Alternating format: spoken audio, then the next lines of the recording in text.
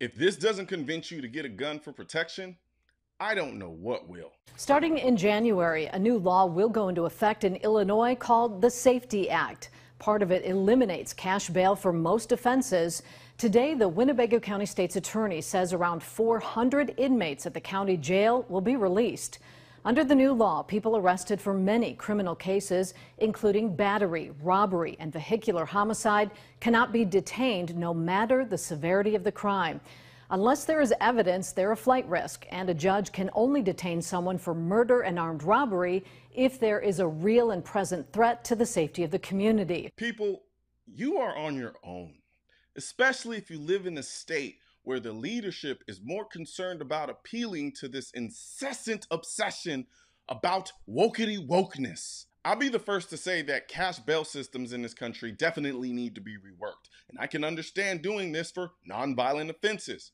But under this law, crimes such as aggravated batteries, robberies, burglaries, hate crimes, aggravated DUIs, vehicular homicide, drug-induced homicides, all drug offenses, including delivery of fentanyl and trafficking cases, are not eligible for detention no matter the severity of the crime or the defendant's risk to a specific person or the community, unless people prove by clear and convincing evidence the person has a high likelihood of willful flight to avoid prosecution. What the f?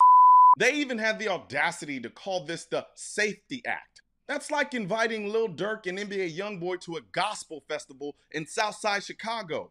There's nothing safe about this act. You just gave every criminal in Illinois a list of everything they can get away with. This is stupid. Keep in mind, this is the same Illinois that is ranked 8th in the nation for having the strictest gun control laws. They're literally passing gun control laws that they're not going to arrest criminals for, and then turn around and say, we need more gun laws to keep people safe from the criminals you're saying you're not going to arrest for breaking those gun laws. Why is anyone still voting for these people? They make policies like they're children.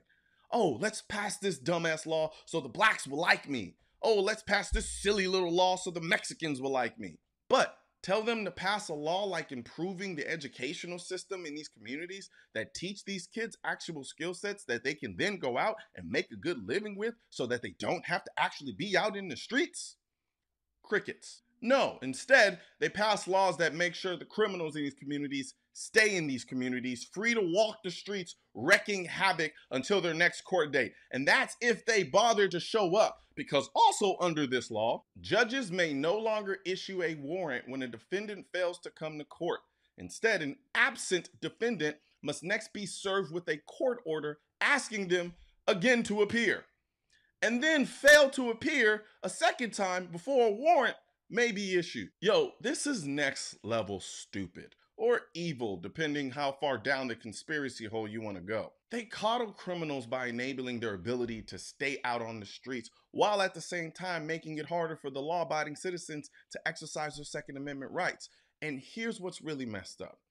You're better off being a career criminal habitually breaking gun laws than you are as a law-abiding citizen who decides they're not going to follow unconstitutional gun laws.